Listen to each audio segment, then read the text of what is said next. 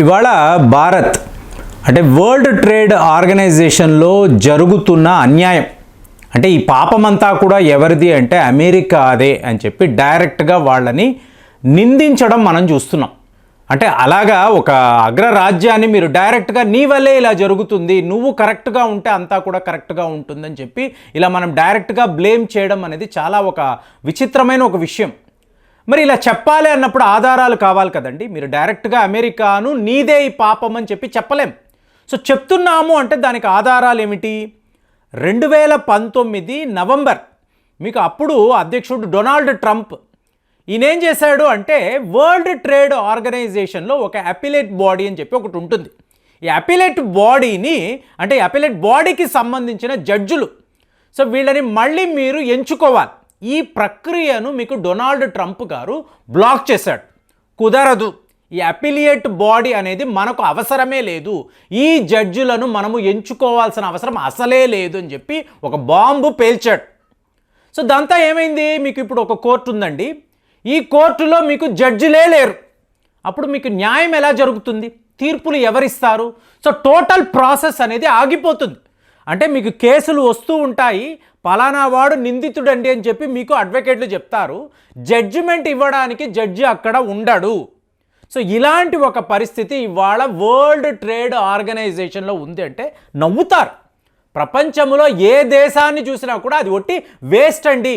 ఇవాళ మీరు గమనించారనుకోండి, United nations ఒక ఫ్రాజన్ మెకానిజం, అలాగే యునైటెడ్ నేషన్స్ సెక్యూరిటీ కౌన్సిల్ ఇంతంత పెద్ద యుద్ధాలను ఆపలేకపోతున్న ఒక ఇన్ఎఫెక్టివ్ మెకానిజం. ఇదంతా ఇవాళ భారత్ రైజ్ చేస్తున్న క్వశ్చన్స్. మరి ఆన్సర్స్ అంటారా? ప్రపంచము దగ్గర ఆన్సర్స్ లేవు.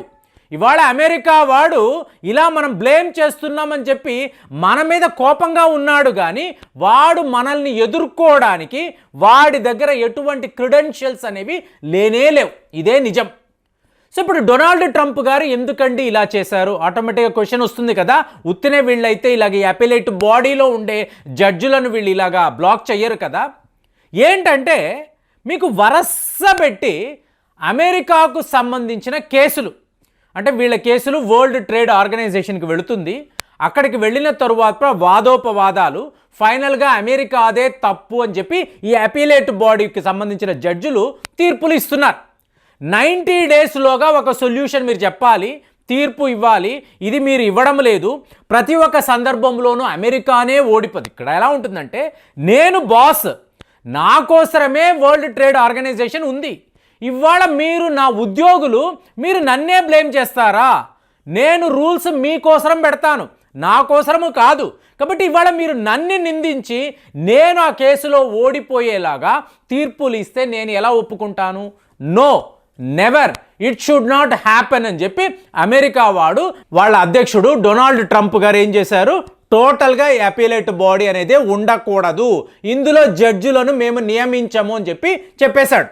ఇక్కడ సిస్టమ్ ఎలా ఉంటుంది? వరల్డ్ ట్రేడ్ ఆర్గనైజేషన్లో సిస్టమ్ ఎలా ఉంటుందంటే, ఫస్ట్ మీకు కన్సల్టేషన్ అంటారు. అంటే ఇవాళ మన ప్రాబ్లం అంతా ఏమిటి వరల్డ్ ట్రేడ్ ఆర్గనైజేషన్లో? చైనా వాడు భారత్లో పెట్టుబడులు పెట్టాలి అని చెప్పి మీకు అక్కడ ఆ WTO మీద ఒత్తిడి తీసుకొస్తున్నాడు.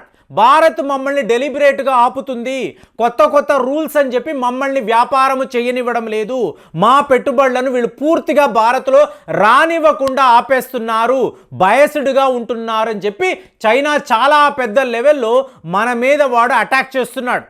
So World Trade Organization rules ప్రకారం మనం కన్సల్టేషన్ చేయాలి. ఎందుకురా నువ్వు నా దేశంలో పెట్టుబడులు పెట్టాలనుకుంటున్నావు?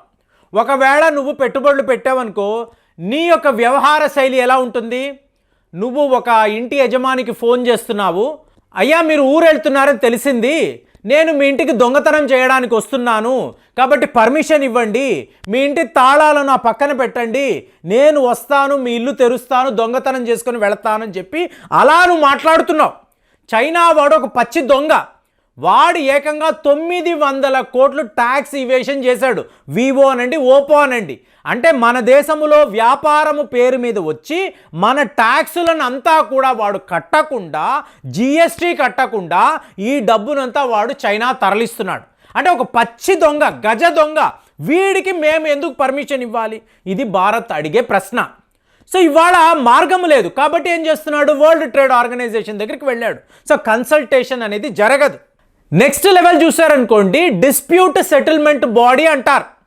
అంటే మీరు WTO దగ్గరికి వెళతారు, అక్కడ మీకు సెకండ్ లెవెల్లో మీకు దీని మీద ఇన్వెస్టిగేషన్ జరుగుతుంది.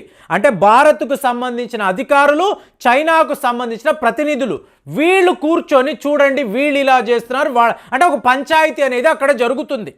ఇక్కడ కూడా మీకు ఒక సొల్యూషన్ రాలేదు, ఫైనల్గా వీళ్ళు జడ్జిల దగ్గరికి వెళతారు. సో దీన్నే అపీలేట్ బాడీ అని చెప్తారు. ఎక్కడ మీకు స్విట్జర్లాండ్ జెనీవాలో వీళ్ళకు ఒక ఆఫీస్ ఉంటుంది, అక్కడికి కేసు అంతా కూడా వెళుతుంది. సో మీకు ఈ ప్రక్రియ ఈ థర్డ్ లెవెల్ 2019 నుంచి ఇవాళ వరకు మొన్నటికి మొన్న మీకు మినిస్టరల్ కాన్ఫరెన్స్ కూడా జరిగింది. ఈ మినిస్టరల్ కాన్ఫరెన్స్లో కూడా ఈ అపీలేట్ బాడీ అని ఉంటుంది చూసారా, దీనిని మళ్ళీ మనం తీసుకురావాలి అని చెప్పి భారత్ ఎన్నో రకాలుగా ఒత్తిడి తీసుకొచ్చినా కూడా అమెరికా వాడు బ్లాక్ చేయడంతో అది జరగలేదు. సో దాంతో ఇవాళ యూరోప్ యూనియన్ వాళ్ళు ఏం మాట్లాడుతున్నారు అంటే, సో ఈ అపీలేట్ బాడీ కాదు కదండి, అంటే దీన్నే multi party interim appeal arbitration arrangement అని అంటారు. సో ఇలాంటి ఒక సిస్టమ్ని తీసుకువద్దాము అంటే భారత్ నో అని చెప్పింది. ఎందుకు, మల్టీలాటరల్ ట్రేడింగ్ సిస్టమ్ అనేది డిస్టర్బ్ అవుతుంది. ఎందుకు డిస్టర్బ్ అవుతుంది అంటే, ఇప్పుడు ప్రతి ఒక్క దేశానికి ఒక కొత్త రకమైన సమస్య ఉంటుందండి. చైనా వేరు, భారత్ వేరు, జపాన్ వేరు, అమెరికా వేరు. కొన్ని దేశాలు సముద్రము మీద ఆధారపడి వ్యాపారం చేస్తారు, కొంతమంది ల్యాండ్ని ఆధారపడి వ్యాపారం చేస్తారు. సో మొత్తం అందరికీ కూడా ఒకలాంటి సిస్టమ్ అనేది ఉండదు. ముఖ్యంగా డెవలపింగ్ కంట్రీ, అలాగే లీస్ట్ డెవలప్డ్ కంట్రీస్ అని అంటారు. సో వీళ్ళకు వచ్చే సమస్యల ఆధారంగానే వరల్డ్ ట్రేడ్ ఆర్గనైజేషన్ పని చెయ్యాలి. సో అలా కాకుండా మీకు యూరోప్ యూనియన్, అమెరికా, యూరోప్ దేశాలు వాళ్ళకి అనుగుణంగా మీరు ఈ ట్రేడింగ్ సిస్టమ్ని పెట్టారనుకోండి, అంటే చైనా వాడితో యూరోప్ యూనియన్కి వ్యాపారం బాగానే ఉందండి, ఎక్కడా ఎటువంటి సమస్య లేదు. కాబట్టి రేపు యూరోప్ యూనియన్ ఏమంటుంది, భారత్ మాకు చాలా బాగుంది కదా, నువ్వు కూడా చైనాతో వ్యాపారం చెయ్యి, వాడి ఇన్వెస్ట్మెంట్స్ను యాక్సెప్ట్ చెయ్యి అని చెప్పి మీకు ఇలాగా ఈ కొత్త రకమైన కమిటీ వచ్చి చెప్పారనుకోండి, నీ ట్యాక్స్ అనేది వాడు ఎగ్గొట్టలేదురా, నా ట్యాక్స్ ఎగ్గొట్టాడు, మరి నా 900 కోట్లకు ఎవరు జవాబు చెప్తారు? చైనా వాడు ఒక దొంగ దేశము, వాడిని నేను నమ్మను అని చెప్పి మనం వాదించవచ్చు. అప్పుడు ఇది మీకు అపీలేట్ బాడీ దగ్గరికి వెళ్తుంది. ఇవాళ అపీలేట్ బాడీయే లేదు కాబట్టి ఎవరు తీర్పునిస్తారు? ఈ జడ్జులు ఏమైపోయారు? ఎందుకు మీరు జడ్జులను పెట్టే? అమెరికా వాడికి నష్టము జరిగింది కాబట్టి అమెరికా వాడు వీళ్ళని బ్లాక్ చేశాడు, కాబట్టి అపీలేట్ బాడీయే ఉండకూడదని చెప్పి ఇవాళ వరల్డ్ ట్రేడ్ ఆర్గనైజేషన్ మాట్లాడుతూ ఉంటే దీన్ని ఎవడైనా ఒప్పుకుంటాడా? సో ఇది నిజమైన డెమోక్రటిక్ పద్ధత. ప్రపంచములో మీకు గ్లోబలైజేషన్ గురించి మనం మాట్లాడుతున్నప్పుడు ఒక దేశము ఇంకొక దేశములో వ్యాపారము చెయ్యొచ్చు, చట్టపరమైన నియమాలు, రూల్స్ అండ్ రెగ్యులేషన్స్ ప్రతి ఒక్క దేశము కూడా పాటించాలి. ఇది కదండి వరల్డ్ ట్రేడ్ ఆర్గనైజేషన్ యొక్క ప్రాథమిక సూత్రము, ఇదే కదా లక్ష్యము. మరి చైనా వాడి పని చేయడం లేదు కదా, కాబట్టే కదా మేము చైనాను ఆపేము. సో చైనా మా మార్గంలోకి వస్తేనే, చైనాను ఇవాళ మా భారతీయులు కూడా నమ్మడం లేదు.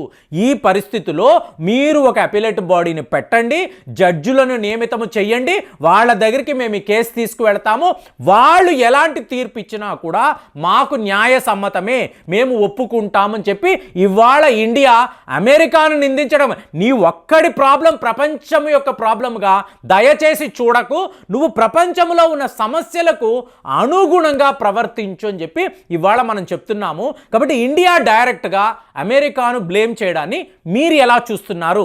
కామెంట్స్లో రాయండి. మళ్ళీ వచ్చే వీడియోలో కలుద్దాం. జై హింద్.